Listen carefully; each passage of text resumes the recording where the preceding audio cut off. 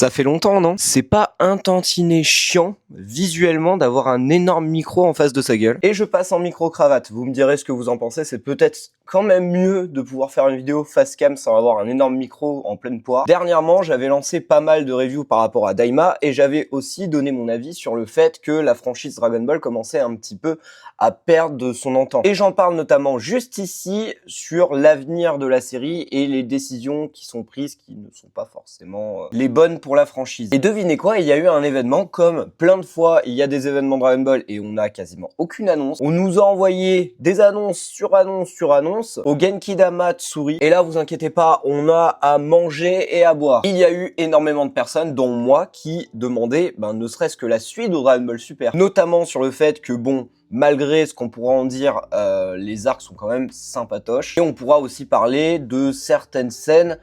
Est-ce que c'est possible en animé ou on peut censurer ça en noir et blanc? Et il y a aussi cette question. Oui, Dragon Ball Super, la suite, a été confirmée. Le logo Super s'est transformé en un bleuté galaxie.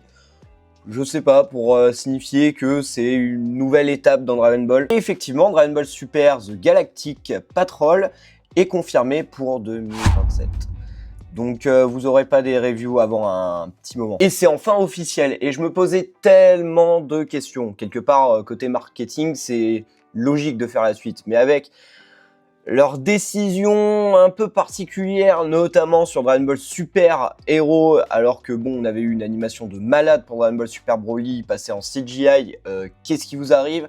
Qu'on passe à Daima avec une animation de dingue, mais une histoire qui est complètement bancale. On pouvait se poser la question, c'est quoi la suite? Est-ce qu'on va seulement se faire de la thune et le faire de façon la plus ridicule possible seulement pour faire vendre de la figurine, ou est-ce qu'on va être intelligent et apporter ce que les fans demandent? Parce que oui, on en a eu pour notre temps, et effectivement, de 2h du matin à 10h du matin, on avait des annonces. Alors, on n'en a pas eu 50 000, on en a eu quelques-unes, et quelques-unes qui sont assez intéressantes. Donc, pour le moment, on a une seule affiche pour la suite de l'animé qui arrivera en 2027. On espère une animation digne de Dragon Ball Daima et de Dragon Ball Super Broly.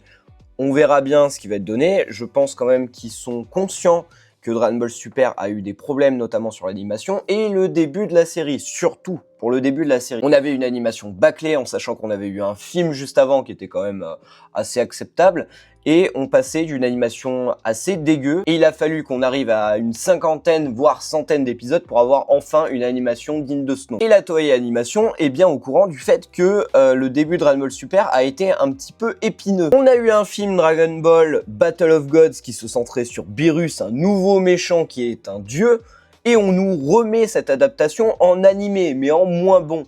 Et ben qu'est-ce qu'on va faire? Un remake de Dragon Ball? Mais ça serait incroyable. Non, non, non. Un remaster de Dragon Ball Super en Dragon Ball Super Beerus. Est-ce qu'il y a vraiment un intérêt de faire un remake?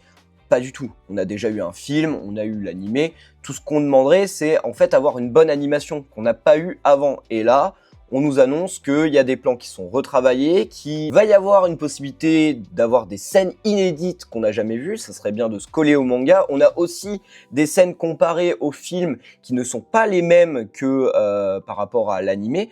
On a notamment dans le film Goku redevient un Super Saiyan parce qu'il a absorbé cette puissance divine, et là dans la bande-annonce, il retrouve pas cet état de, en fait, il absorbe cette transformation divine et il redevient Super Saiyan. Donc, ça va pouvoir peut-être apporter des choses qui sont dans le manga, en sachant que quand même le manga se compte qu'en quelques pages, donc ça serait quand même assez intelligent de pouvoir adapter ça. Beaucoup de plans ont été retravaillés, c'est quand même agréable à l'œil, c'est quand même un peu plus digeste.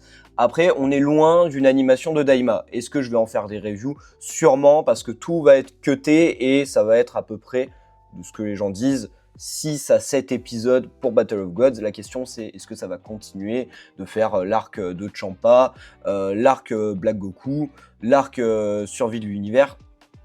On sait pas, parce que ça pourrait vraiment être intéressant d'adapter des choses du manga en animé, notamment Vegeta qui se transforme en Super Saiyan God durant l'arc Zamasu. Ça pourrait être quand même pas mal. Zamasu qui se met torse-poil face à Goku et Goku qui lance un Hakai.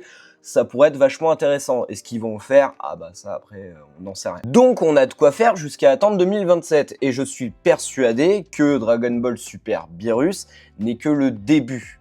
je pense sincèrement qu'ils vont faire un Dragon Ball Super Kai et qu'ils vont réanimer plein de moments qui n'étaient pas forcément intéressants, notamment des fillers, et vraiment faire un seul package comme si c'était un film. Et ça peut être vachement intéressant à partir du moment où tu rajoutes des scènes, parce que en vrai, avoir une meilleure animation, c'est sympa, ça nous donne une raison de se remater Dragon Ball Super, mais s'il n'y a pas de scène inédite, on s'en fout un petit peu. Et s'ils sont intelligents, bien évidemment, qu'ils vont prendre des éléments du manga, les foutre en animé, du coup un remaster, et les foutre en figurines, les foutre en jeux vidéo, voir Azamasu en torse-poil pour réfléchir un petit peu à ce qu'on va faire, et oui, ça va se vendre. Donc il y a ça, on espère quand même avoir une animation quand même correcte, on n'aura pas le niveau de Daima ni de Dragon Ball Super Broly, mais on va quand même regarder quelque chose de plus digeste, et on aura de quoi faire jusqu'à 2027, et je suis persuadé qu'ils vont tout refaire dans Dragon Ball Super, et une fois qu'ils seront à jour, bam, la suite de Dragon Ball Super, et on espère sincèrement qu'ils vont pas prendre des décisions un peu stupides, notamment sur la CGI. Rester sur une animation traditionnelle, c'est beaucoup mieux. Donc on a la suite de Dragon Ball Super qui arrive en 2027, on va avoir des personnages, des jeux vidéo, de la figurine. La question c'est comment ça va être adapté, est-ce qu'ils vont censurer certains moments qui ont fait plaisir quand même aux fans, parce qu'on s'est dit bon bah enfin un peu de sang, un peu de tension, on verra bien si ça va arriver dans cet animé, j'y crois pas une seule seconde, ils vont censurer certaines scènes, j'en suis persuadé, même si je serais quand même vachement content si à un moment il y a un épisode qui sort et qui dit oui bon bah écoutez, avertissement pour cet épisode, déconseillé au moins de machin. Ça pourrait être vachement sympa et ça pourrait faire plaisir aux fans. On sort complètement de l'animé parce que je pense que on a quand même été gâtés, personne n'y croyait et pourtant on a la suite de l'animé, on a peut-être un nouveau film qui pourrait arriver à l'avenir, mais pour le moment on est assez gâtés. On a Dragon Ball Super qui se remet au goût du jour, on va pouvoir se remater la série en bonne qualité. Le problème c'est que l'édition VF va poser problème parce que comme vous pouvez le savoir, le doubleur qui faisait Vegeta est décédé. Donc ça va nous faire une petite claque dans la gueule, on ne sait pas comment ça va donner, et notamment par rapport aux décisions de Patrick Borg, on n'est peut-être pas du même avis sur le fait que qui devrait remplacer Éric Legrand sur le doublage. Moi je suis pas d'accord là-dessus, parce que leur voix ne se ressemble quasiment pas.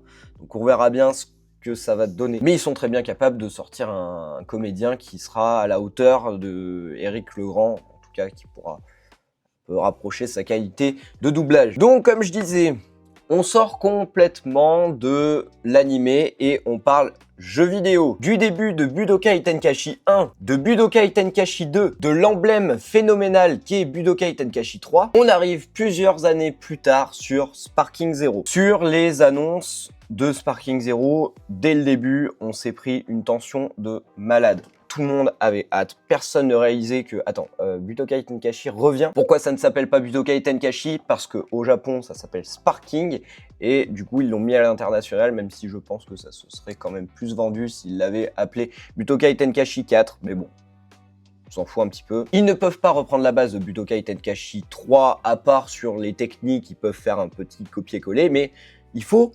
recréer un jeu de A à Z. Et on pourra en dire ce qu'on veut, la com a été complètement dingue. Jusqu'à la sortie du jeu, on nous balançait des bandes annonces avec je sais pas combien de personnages, plus d'une centaine de personnages qui sont remodélisés au goût du jour et vraiment incroyable, mais on a aussi beaucoup perdu sur ce jeu. Quand c'est sorti, le phénomène était complètement dingue, mais ça s'est essoufflé très rapidement, notamment sur le mode en ligne. Aussi que le mode histoire avait quelques séquences super intéressantes, mais c'était quand même assez bas de plafond.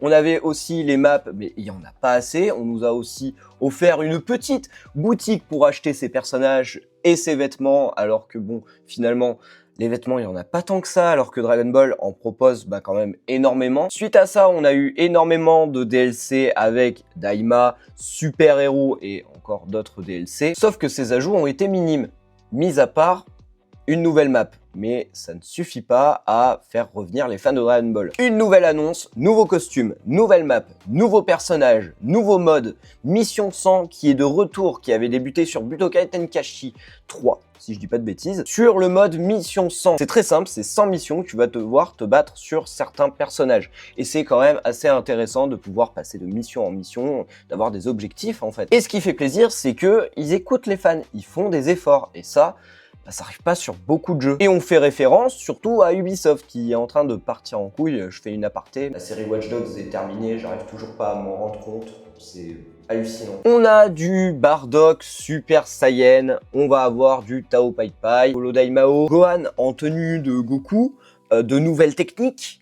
Enfin, c'est vraiment, on est gâté et c'est ce qu'on demandait, des nouveaux personnages, mais pas seulement des nouveaux personnages, parce que bon, c'est bien de rajouter des persos, mais ça serait quand même bien d'avoir des nouvelles maps, c'est ce qu'on demande, des nouvelles maps, des choses intéressantes, de la customisation pour nos personnages et de nouvelles techniques. On te le sert sur un plateau. Donc Sparking Zero fait plaisir et on va être bien occupé avec le mode Mission 100 qui est actuellement disponible et de nouveaux modes qui vont s'écouler tout au long de l'année jusqu'à avoir le nouveau DLC avec les super personnages de dingue de toutes les licences, de Dragon Ball GT, de Dragon Ball, de Dragon Ball Super, enfin bref.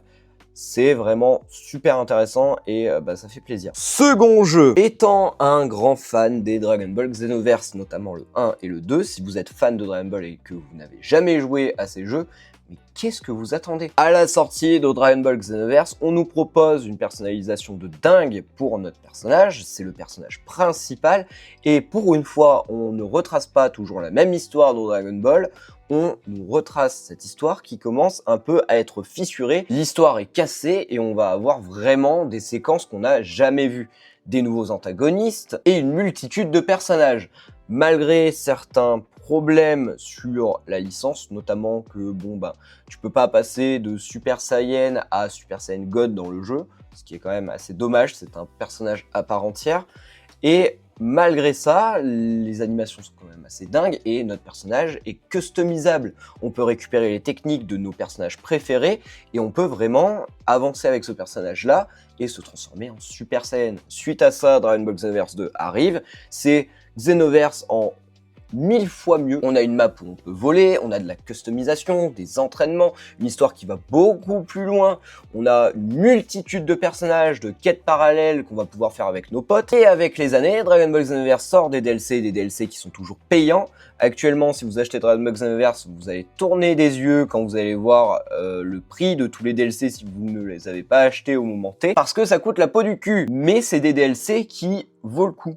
C'est vrai, on a des nouveaux costumes, une nouvelle histoire, des nouveaux personnages, de nouvelles quêtes parallèles. C'est vraiment intéressant. On a du contenu. Et beaucoup stipulé que Dragon Ball Xenoverse 3 pouvait arriver à l'avenir avec la nouvelle génération de consoles. Actuellement, mis à part Sparking Zero, on n'a pas beaucoup de jeux version PS5 où on peut nous montrer le gap technologique de dingue sur un jeu Dragon Ball. Même si quand on a vu Sparking Zero, on s'est pris une énorme claque pour tout le monde. Quel est l'intérêt de faire un Dragon Ball Xenoverse 3 en sachant que actuellement Dragon Ball Xenoverse 2 remplit énormément de personnages, et une refonte de ces personnages-là. La question c'est, est-ce que tous les DLC qui sont sortis sur Dragon Ball Xenoverse 2 vont être implémentés dans le troisième jeu? Et si c'est implémenté dans le troisième jeu, quand ils vont annoncer de nouveaux DLC par rapport à ce Xenoverse 3, ils pourront pas sortir de nouveaux persos. La quasi-totalité des personnages seront déjà sortis. Donc, la question, c'est comment ils vont s'organiser. La question, c'est surtout, est-ce que c'est vraiment un Xenoverse 3 ou un jeu à part entière? Qu'est-ce qu'on peut changer à Dragon Ball Xenoverse 2? Alors, on peut modifier le mode online, on peut le pousser encore plus loin. Les techniques, on peut aussi les pousser encore plus loin. Les transformations au cours du jeu, qu'on puisse quand même passer de plusieurs stades, ça serait quand même vachement intéressant et plutôt cool. Des meilleures animations concernant les transformations et aussi les quêtes parallèles de pouvoir y faire avec des potes, mais avoir que ça soit moins lourd, parce que le nombre de quêtes parallèles qui existent, c'est intéressant, tu peux récupérer des tenues, des techniques, mais au bout d'un moment, ça te passe au-dessus, t'en as ras-le-bol. Donc ce jeu se nomme Age 1000. Soit ils sont un peu concons et ils font un nouveau jeu qui n'a strictement rien à voir, ils pourraient très bien faire un RPG, ce qui serait quand même sacrément dommage, mais Dragon Ball Online, qui n'était pas sorti chez nous, était super intéressant, proposer de nouveaux contenus, des trucs super intéressants sur la suite en fait dans Dragon Ball. Et on l'a eu avec Dragon Ball Xenoverse, ça c'est vachement intéressant, mais maintenant on est sur l'âge 1000. Actuellement Dragon Ball Xenoverse va je crois jusqu'à l'an 850. on est à l'âge 1000, donc 150 ans plus tard. Et avec la bande-annonce, on a un nouveau personnage qui ressemble quand même vachement à un avatar. On voit aussi que ce personnage active une cellule d'entraînement comme dans l'énorme capsule qu'est Vegeta, avec plein de bots qui viennent s'attaquer à ce personnage-là, et on voit plusieurs techniques. Là, je me pose la question, si c'est Xenoverse 3, est-ce qu'on va pas enfin avoir le système de pouvoir prendre les caractéristiques du personnage en question? Si on s'entraîne avec Sangoku, on va avoir les mêmes movesets que Sangoku. Parce que c'est vrai que dans quasiment la totalité des jeux, les movesets, il y en a beaucoup qui se ressemblent. Là, ce qui serait bien, c'est de pouvoir vraiment récupérer ces coups-là. Et si on peut les modifier aussi. Et on a plein de références par rapport aux coups qu'il envoie. Il y a la référence de plusieurs personnages. Goku, Vegeta, Trunks, Gogeta. Donc on a beaucoup de références. Et après, on voit un filon donc, de toutes les sagas. Il y avait aussi la question de est-ce que un nouveau jeu va aller jusqu'à Super Hero, en fait, ce qui est sorti dernièrement, même jusqu'à Daima. Ça, on peut se poser la question. On a eu ce problème avec Burst Limit qui s'était arrêté à la saga Cell. Et là, on voit toutes ces séquences-là et on voit un Sangoku. Sauf qu'il n'a pas du tout la même tenue. Il a l'air quand même assez différent. La question, c'est est-ce que c'est Sangoku? Est-ce que c'est la descendance de Sangoku? Ça serait encore plus intéressant. Ça pourrait très bien être un Goten comme un Goku Junior. Ça serait vachement cool. Mais je pense que ça sert à rien de rêver. C'est Sangoku. Qui a passé les âges, c'est tout. Donc ça peut être vachement intéressant pour un Dragon Ball Xenoverse 3 et vous retrouverez, normalement c'est en avril, les nouveautés par rapport à ce jeu. Quel est l'intitulé de ce jeu? Parce que t'imagines bien que ça va pas s'appeler Dragon Ball H1000, hein, c'est juste le nom du projet. Et apparemment ça fait 6-7 ans qu'ils travaillent sur le jeu. On va quand même prendre des pincettes. Dragon Ball Sparking Zero, ils avaient annoncé exactement la même chose. Malgré que la refonte de tous les personnages est complètement dingue, il y a eu des éléments qui ont quand même été un peu aux oubliettes. Donc, on va quand même prendre des pincettes parce que 6-7 ans, ça veut absolument rien dire. On ne sait pas. Ça serait quand même assez intelligent de faire la suite de Dragon Ball Xenoverse 2. Et ça serait très intelligent de faire la même chose que ces jeux-là. On fait un jeu, on crée des personnages, on améliore le jeu, on reprend la même base, on ajoute des personnages, des nouvelles caractéristiques par rapport aux personnages, un nouveau mode histoire et on continue. Jusqu'au 3e opus. On rajoute encore des personnages, encore de nouveaux systèmes pour rendre le jeu encore plus dingue.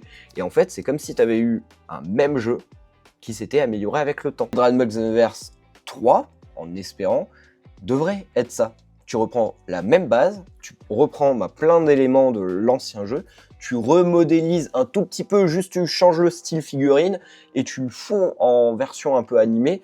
Et là, on pourrait avoir du bon. Voilà pour toutes les annonces de Dragon Ball.